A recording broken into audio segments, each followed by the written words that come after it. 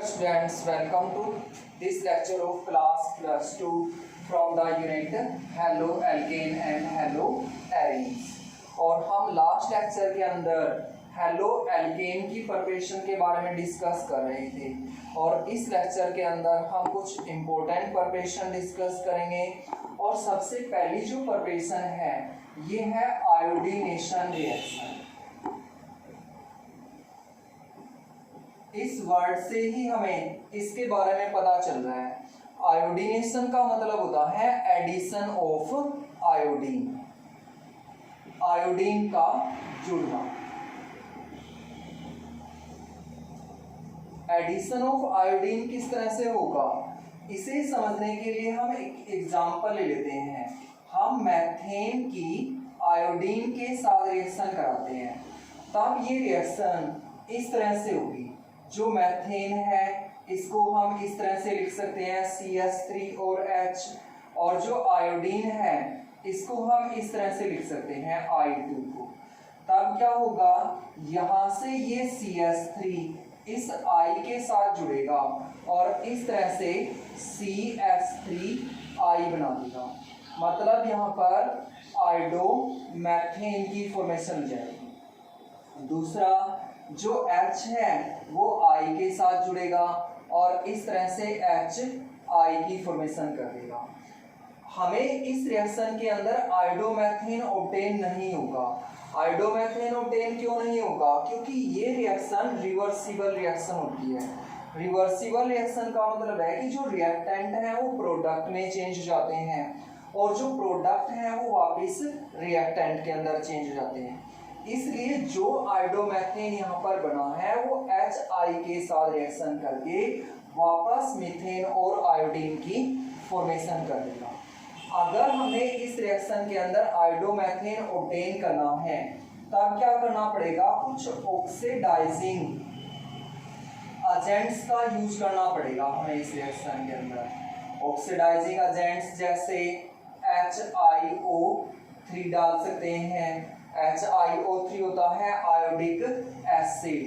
HNO3 का use किया जा सकता है, नाइट्रिक एसिड और HgO का यूज कर सकते हैं, मर्क्यूरिक ऑक्साइड का यूज कर सकते हैं। तो ये ऑक्सीडाइजिंग एजेंट क्या करते हैं, इनका रोल क्या है यहाँ पर?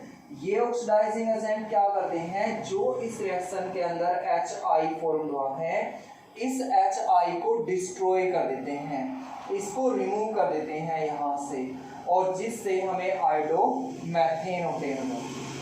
नेक्स्ट इंपॉर्टेंट रिएक्शन हम ले रहे हैं फ्लोरीनेशन रिएक्शन। जिस तरह से आयोडीन का एडिशन आयोडीनेशन रिएक्शन है, क्लोरीन का एडिशन क्लोरीनेशन रिएक्शन है, उसी तरह से जो फ्लोरीन का एडिशन है वो फ्लोरीनेशन रिएक्शन है। और अगर हम मैथेन के अंदर या किसी एल्केन के अंदर डायरेक्टली से फ्लोरीन को ऐड करें और हम सोचें कि फ्लोरो एल्केन ऑब्टेन हो जाएगी, तो ऐसा नहीं होता है। ऐसा क्यों नहीं होता है? क्योंकि जो फ्लोरीनेशन रिएक्शन है वो एक्सप्लोजिव रिएक्शन होती है। इस रिएक्शन के अंदर एक्सप्लोजन हो जाएगा, या हम कह सकते हैं कि ये जो रिएक्शन है ये एक्सोथर्मिक रिएक्शन होती है। एक्सोथर्मिक का मतलब होता है कि जिन रिएक्शंस के अंदर हीट निकलती है उन्हें हम एक्सोथर्मिक रिएक्शंस बोलते हैं। तो इन रिएक्शंस के अंदर large amount of heat evolve होती है, इसलिए डायरेक्ट फ्लोरीनेशन नहीं करवाया जा सकता है। अगर हमें फ्लोरीनेशन कराना है तब हमें कुछ अदर मेथड यूज करने पड़ेंगे, और जैसे हम एग्जांपल ले लेते हैं स्वार्ट रिएक्शन का। स्वार्ट यहाँ पर साइंटिस्ट का नेम है और उसी के नाम पर यहाँ पर रिएक्शन का नाम रखा गया है, और जो नेम रिएक्शन है वो वेरी इंपॉर्टेंट है। तो स्वार्ट रिएक्शन क्या कहती है कि हम क्लोरो एल्केन या ब्रोमो एल्केन की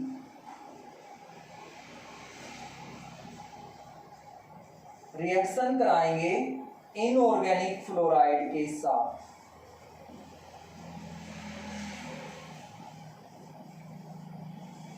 इनऑर्गेनिक फ्लोराइड जैसे F का यूज हम कर सकते हैं, Hg2F2 का यूज किया जा सकता है, और भी कई सारे इनऑर्गेनिक फ्लोराइड्स होते हैं। तो इनऑर्गेनिक फ्लोराइड के साथ रिएक्शन किस तरह से होगी, इसके लिए हम यहाँ पर जर्नल रिएक्शन ले लेते हैं और उस जर्नल रिएक्शन को समझते हैं कि किस तरह से हमारी रिएक्शन होगी।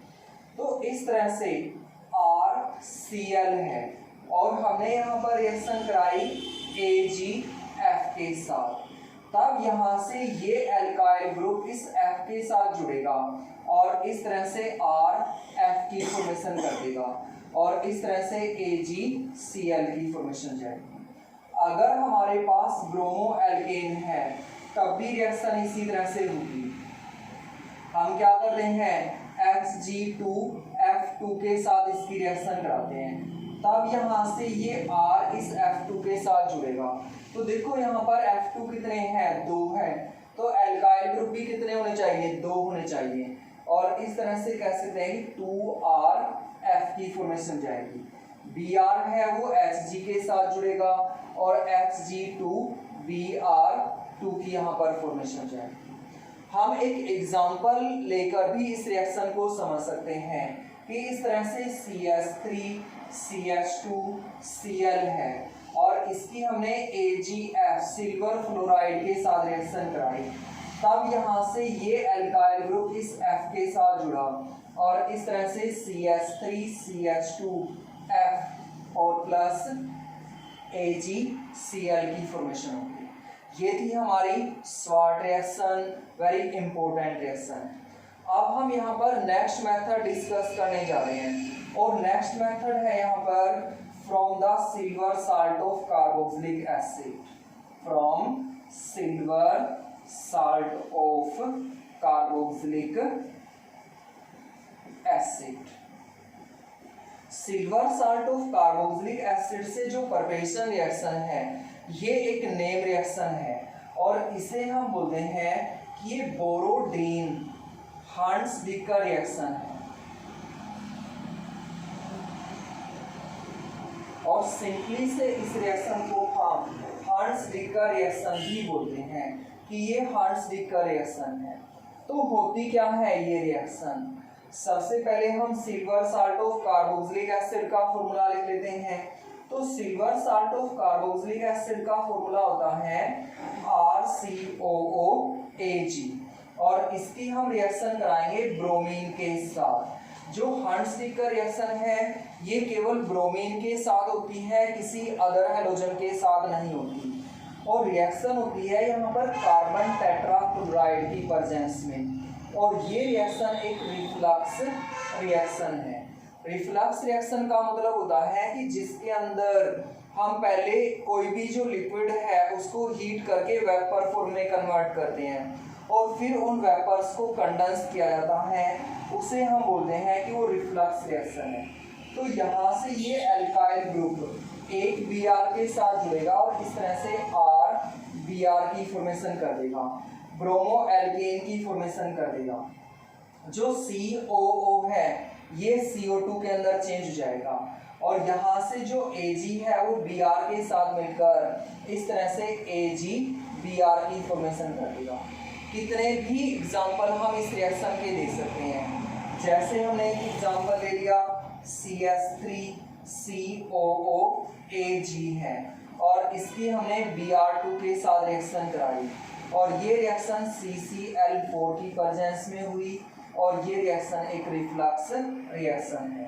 तब यहाँ से ये एल्काइल ग्रुप Br के साथ जुड़कर इस तरह से CH3Br ब्रोमोमेथेन की फॉर्मेशन कर देगा। इस तरह से CO2 गैस की फॉर्मेशन जाएगी और AgBr की फॉर्मेशन जाएगी। ये है हर्ट्ज-डिक का रिएक्शन जिसे हम बोरोडीन हर्ट्ज-डिक का रिएक्शन भी बोलते हैं। लेकिन अगर हम इस रिएक्शन के अंदर ब्रोमीन की जगह आयोडीन यूज कर दें तब ये रिएक्शन चेंज हो जाएगी और तब इस रिएक्शन को हम बोलेंगे कि ये बायरन बेयुम साइमोनिनी रिएक्शन है। और बायरन बेयुम साइमोनिनी रिएक्शन को हम इस तरह से लिखेंगे कि यहाँ पर हमारे पास क्या है, इस तरह से सिल्वर साल्ट है और इस सिल्वर साल्ट की हमने आयोडीन के साथ रिएक्शन कराई, तब ये रिएक्शन सेम उसी तरह से CCl4 की प्रेजेंस में होती है और ये रिएक्शन एक रिफ्लक्स रिएक्शन होती है। तब यहाँ पर हम इस तरह से दो मॉलिक्यूल को लिखेंगे इसके अंदर और इस रिएक्शन के अंदर क्या होगा, ये RCOO इस R के साथ जुड़ेगा और इस तरह से RCOO R की फॉर्मेशन कर देगा। ये जो COO है ये CO2 के अंदर चेंज जाएगा और ये जो दोनों Ag हैं ये इस I2 के साथ जुड़ जाएंगे और इस तरह से AgI की फॉर्मेशन हो जाएगी। और जो बायरन बेयूर साइमोनेनी रिएक्शन है इसके अंदर हमें एस्टर ऑब्टेन होता है। ये जो RCOOR है ये एस्टर है। Thank you.